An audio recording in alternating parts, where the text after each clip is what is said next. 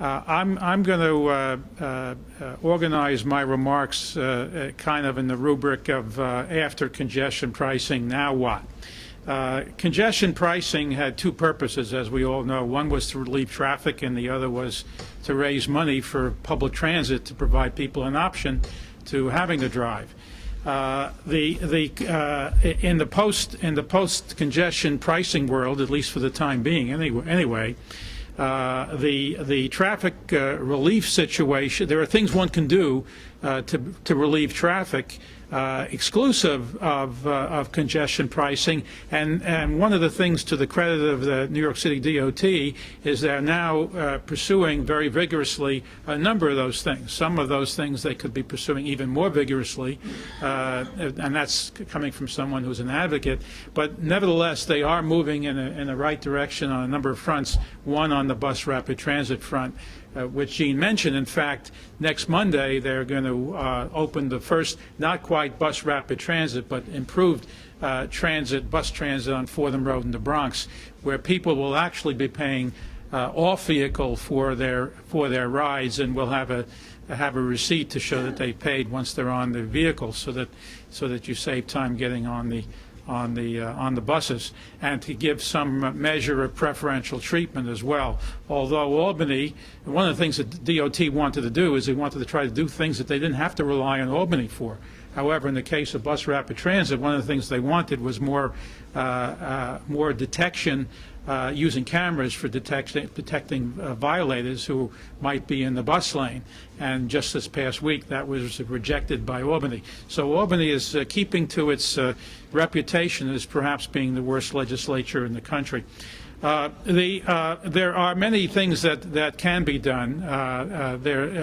It's disgraceful that there's still there were 142,000 parking placards in the possession of New York City workers. That number is down by about 20,000, and New York City DOT is working very hard to reduce that further. But there is a lot of pushback, and in some cases there are legitimate reasons to have those placards, but the abuse is just disgraceful. And I think it's very important from the point of view of there's 40 people here in the audience, and you're here because you're interested in transportation. And I would hope that one of the things that you would do in your own way is to keep pressure on the City of New York to squeeze that placard disgrace down.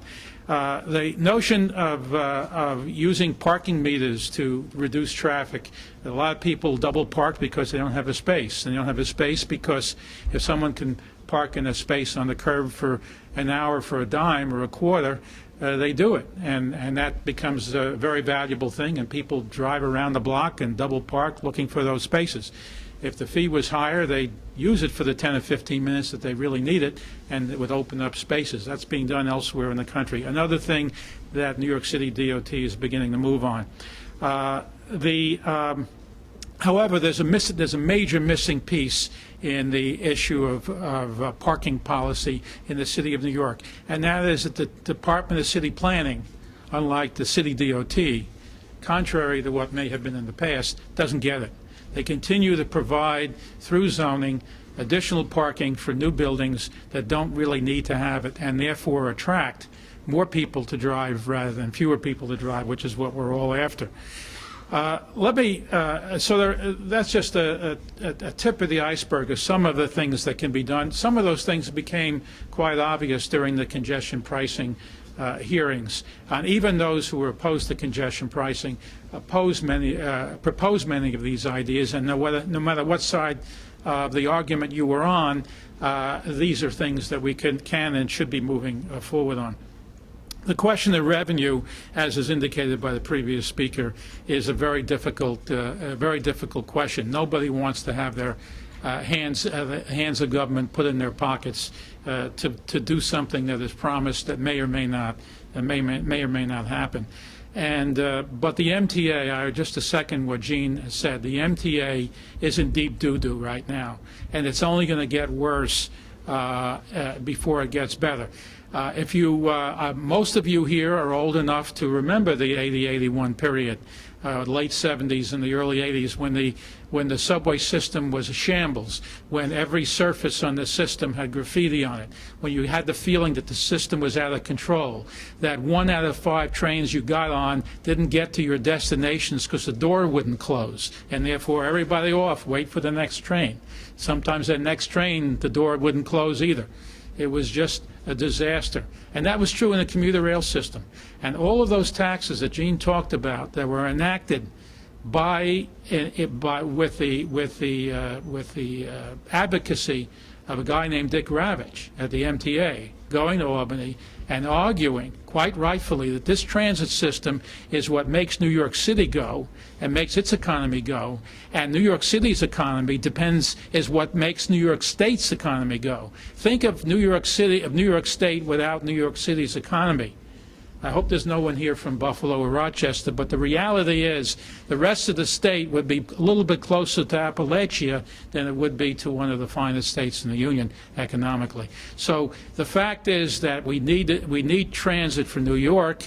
We need the funds to be able to get to improve the transit in New York.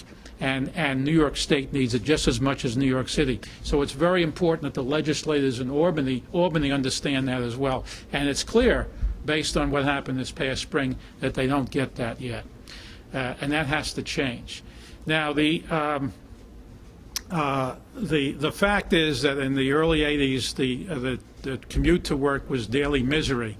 And now, because we've made billions, tens of billions of dollars worth of investment, I think we'll all agree, while the subway is not perfect, and certainly the M15 isn't perfect, the fact is that the transit system is in much, much better shape because we've made those investments over the years. And now, rather than daily misery, I like to think of it as a daily miracle. The fact is that the transit system in New York moves 7-8 million people a day. It's rather extraordinary. I mean, there are countries that aren't as big as that.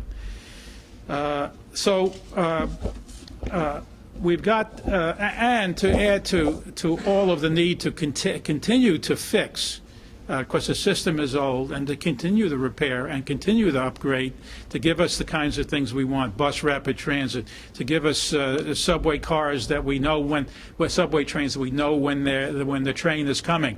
It's going to be here in 3 minutes or whatever it might be, which is beginning to happen in our system. To give us a Second Avenue subway so the 4, 5, and 6 isn't a daily disaster. To give us East Side access so people from Long Island aren't in a stagnating part of the suburban sector of this region, but can become revived again by having access to the biggest cluster concentration of jobs in the nation on the east side of Manhattan, and to give us not necessarily an MTA project, but to give us a new tunnel under the Hudson because of the expanding market from New Jersey. All of these things need money, both the upgrade, the maintenance, and the expansion. And if we are going to get those million more people, which is still a question, they're going to be needing to travel as well. So there's a tremendous need for money. After the congestion pricing program went down, the governor appointed the same Dick Ravitch, he's still around, to head a commission, and the commission members were appointed, I think, about a week ago, to come up with alternatives for funding the MTA. And they're hard at work now, and I understand that over the next 2 or 3 months, they're going to be holding hearings, and they're going to go through a process of getting ideas from people and come out with their recommendations this fall. And as Gene said, none of the ideas for dealing with the problem are going to be painless, and none of the ideas and none of the solutions, so-called solutions, are going to be able to come from one sector of the economy. You're not going to say, we're going to put it on toll, all on tolls, or on motor vehicle registrations, or real estate taxes, or gas taxes, or commuter taxes, or any sales taxes, or payroll taxes. You name it, it's on the list.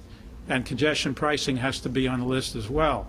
And it isn't going to come from any one place, because the gap is so great that if it was from any one place, it's just infeasible to be asking one sector of the economy to bear the full brunt. It's going to have to be from all of us, from every part. That doesn't mean that every one of the 8 taxes I just mentioned is going to be is going to be going up, but certainly it's going to have to be some mix, some sharing of the pain. It's going to have to be more recession-proof and inflation-proof. It's going to have to be easy to collect, and possibly it's going to have to be doing things that have other positive impacts as well, not just raising the revenue. And in fact, that's what the beauty was of congestion pricing. It wasn't just about raising money. It was about reducing traffic by making this city having a higher quality of life than it does now.